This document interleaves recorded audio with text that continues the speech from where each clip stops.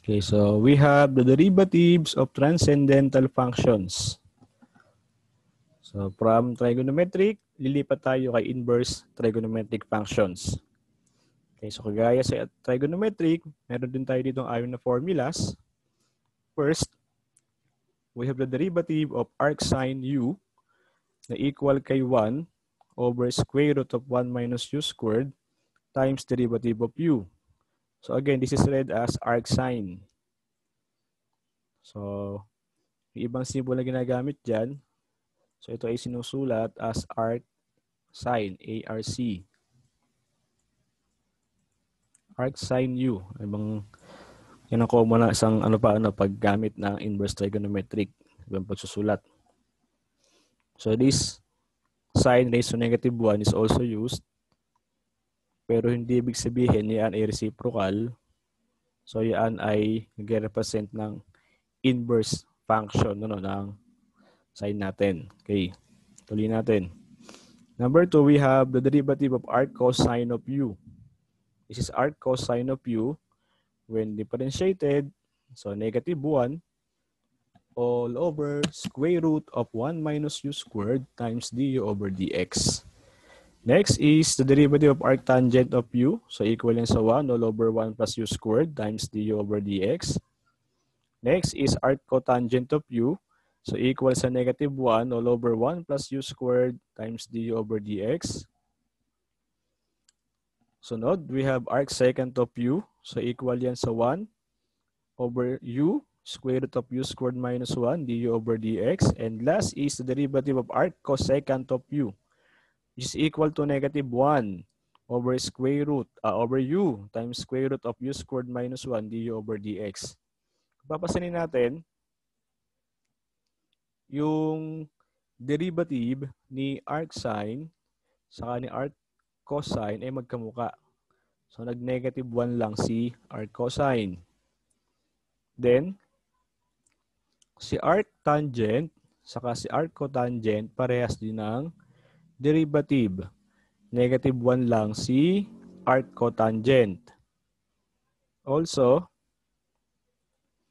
itong si arc secant saka si arc cosecant, sila ay magkamuka. Negative na naman si arc cosecant. Kagaya sa trigonometric, yung mga co-functions, ang simula, di ba? Co, ang simula, ang kanilang derivative ay negative. So ito ay arc cosine, di ba? Co-tangent, cosecant. So ang mga derivative niyan ay negative. Same with our trigonometric function. So yun ay isang palatandaan sa kanilang mga derivative formulas. Okay. So apply natin ngayon yung mga formulas na yan sa different functions. Tandaan natin lahat yung 6, Okay, solve natin yung mga examples.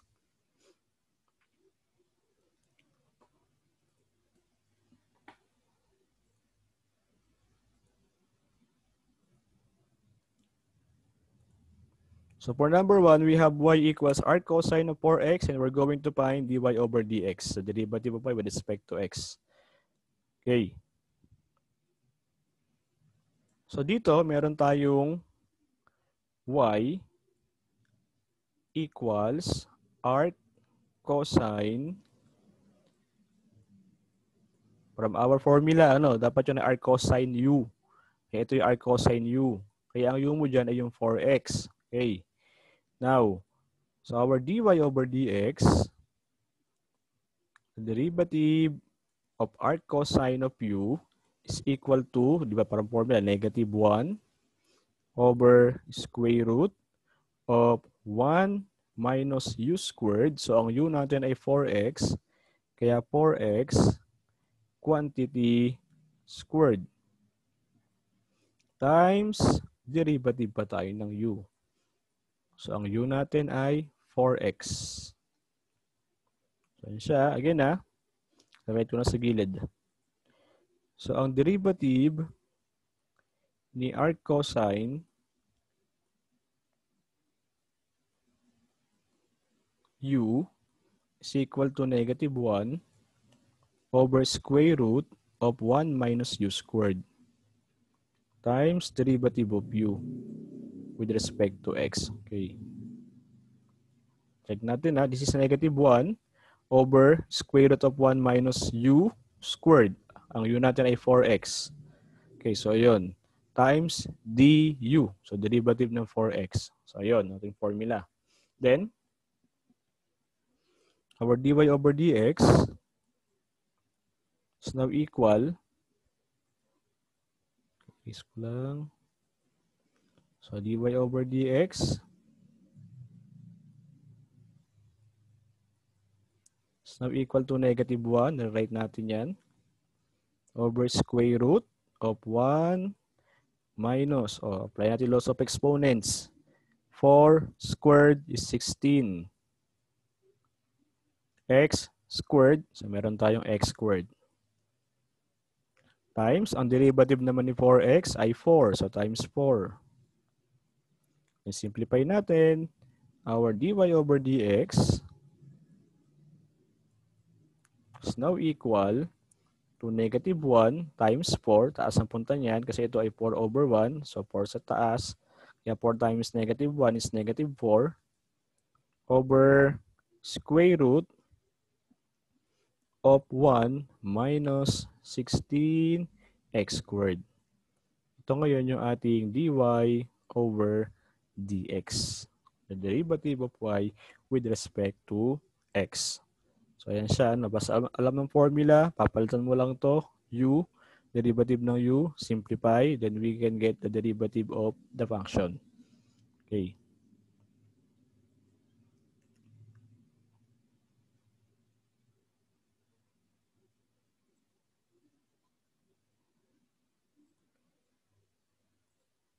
So, we have example number 2. We have arcsine of 1 minus 3x. So the arcsine of the quantity 1 minus 3x. So we're going to find again the derivative of y with respect to x or dy over dx. Okay. So again, this is y equals arcsine of u. So ang u mo yung quantity 1 minus 3x. So sa formula natin, ang derivative ng arcsine ay kamukha ng sa cosine. Kaso magpa-positive lang yon. Kaya 1 over square root of 1 minus u squared times the derivative of u with respect to x. So, yan tayo. Tuloy natin. Then, dy over dx is now equal to 1 muna, 1 over square root of 1 minus u squared. So, ang u natin ay 1 minus 3x. Naka-squared yun, kaya tayo ay quantity. So, squared. 1 minus u squared. Then, derivative of u. So, we have d over dx of u. So, u is 1 minus 3x. Okay. And dy over dx is now equal to 1 over square root of 1 minus, dito tayo sa quantity. Pag i-square natin to, balikan ko algebra. So kung meron tayong x minus y quantity squared, pag in-expand natin yan, so yun ay square of the first term minus twice product of our first and second term, xy yun, plus square of the last term.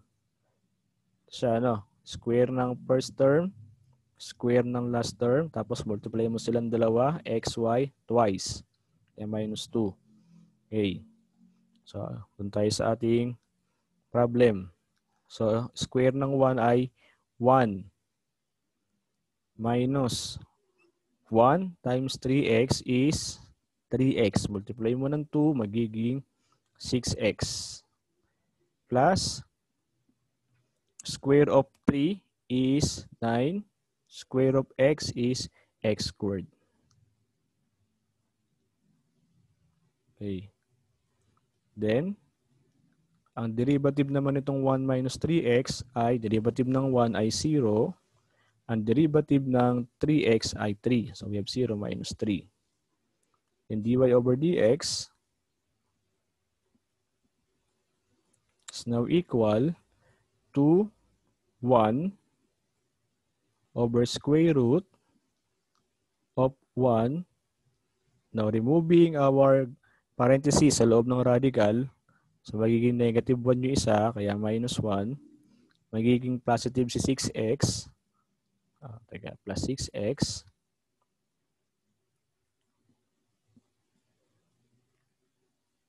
Then, magma-minus si 9x squared. So, minus 9x squared. Times 0 minus 3 is negative 3.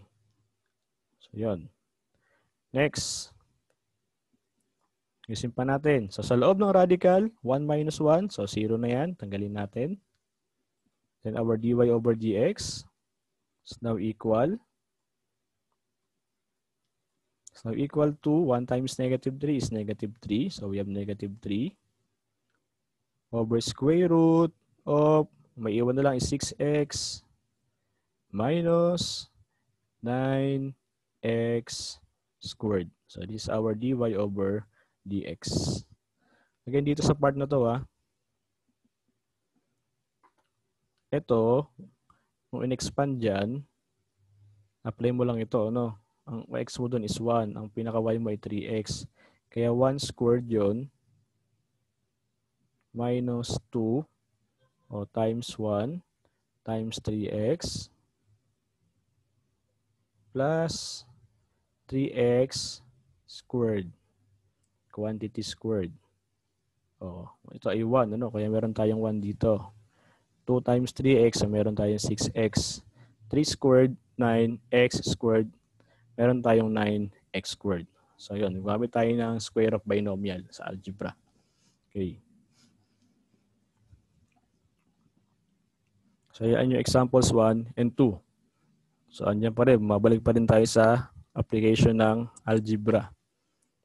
Although tayo ay inverse trigonometric na at tayo ay apply na ng calculus, ginagamit pa rin natin yung concept ng algebra para mas masimplify natin yung solution ng ating given function.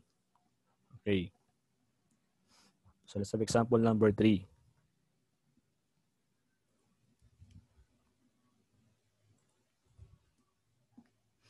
Example number 3. So, y equals arc secant of square root of x and we're going to find the derivative of y with respect to x. Solve natin. So, dito, again, meron tayong y. Meron tayo ng red.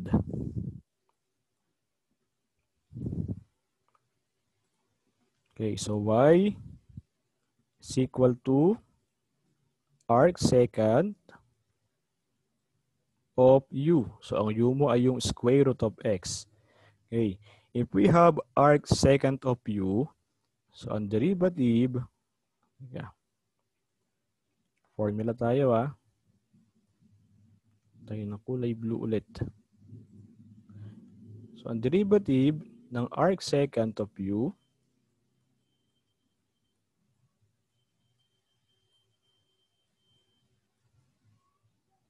is equal to positive 1. Then over, we have u square root of u squared minus 1 times the derivative of u with respect to x. Huwag mawala lagi du, no? Mahalagay du dito. Yung lagi kasi nawawala sa mga solusyon na karamihan. Nawawala yung derivative ng u. Lagi nakakalimutan. Okay. Solve na natin. Then, from our given, y equals arc secant of square root of x. So, our dy over dx is now equal to positive 1 over u. Ang u mo ay square root of x. Kaya square root of x tayo dito. Times square root of u squared. Again, ang u natin ay square root of x. squared. So, quantity squared yan. Minus 1 times derivative of u or derivative of square root of x. Okay, then we will have positive 1 over square root of x times, doon tayo sa loob ng isang radical. Pag in-square natin ang square root, so makakancel ito, di ba? So yan. Yan, magkakaroon lang tayo sa loob ng x minus 1. Okay, doon tayo ngayon dito. So kapag di-derivative ng radical, gagawin nyo muna siyang fractional exponent. Kung meron tayong nth root of x raised to m, so para siya maging fractional, x raised to, loob muna, m over sa index, n. M over n. Okay. Kaya ito ay equal sa derivative ng x raised to, exponent sa loob ay 1. Tapos ang ating index ay 2 kasi square. Ano? So 2 yan. So raised to 1/2. And we're going to apply the derivative of x raised to n is equal to n x raised to n minus 1. Ayan siya, ano? Derivative tayo ng x raised to n para dito. Okay, tuloy natin. So, equal ngayon yan sa 1 over square root of x times square root of x minus 1. Then, differentiating x raised to 1/2, applying this formula, sa baba si 1/2. Then, x raised to 1/2 minus 1. Okay. Or we have 1 over square root of x times square root of x minus 1 times 1/2 times 1/2 minus 1 is negative 1/2. So x raised to negative 1/2. Okay, yusin pa natin. Pag meron tayong negative exponent ng variable, pwede mo siyang gawing positive. I-reciprocal mo lang yung ating variable. Magwa 1 over x ang mangyayari. Okay. Yung dy over dx is now equal to 1 over square root of x times square root of x minus 1 times 1/2 times, this is 1 over x raised to 1/2. Or, pwede siya i-rewrite as 1 over square root of x times square root of x minus 1 times 1/2. Ulit, rewrite muna natin itong 1/2 na yan. Yung x raised to 1/2, pwede mo ulit gawing square root of x. So, 1 over square root of x. So, doon tayo ngayon sa taas. Ano? Multiply natin. Puro yung product eh. Itong buo, nakamultiply sa 1/2, nakamultiply sa 1 over square root of x. So, 1 times 1 times 1 for our numerator, we have 1. And for our denominator, so meron tayong 2. Oh, nakamultiply yung 2. Then, square root of x. Saka isa pang square root of x. Saka square root of x minus 1. Okay.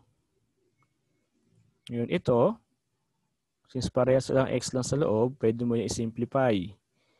So para ka magkakaroon ng square root of x na naka-squared. Kasi naka-multiply. So magkakancel ito. Kaya meron ka na lang x. Then our final answer for dy over dx is now equal to 1 over 2x times square root of x minus 1. So this is our derivative. Okay. So yan, ang ibang examples ng inverse trigonometric functions. So ganun pa rin, basta kailangan mo sundin yung pattern ng formula, but simplifying, papasok na naman si algebra. Okay, so yun pa rin ang ating ginagamit dito, Concept pa rin tayo ng algebra. Okay.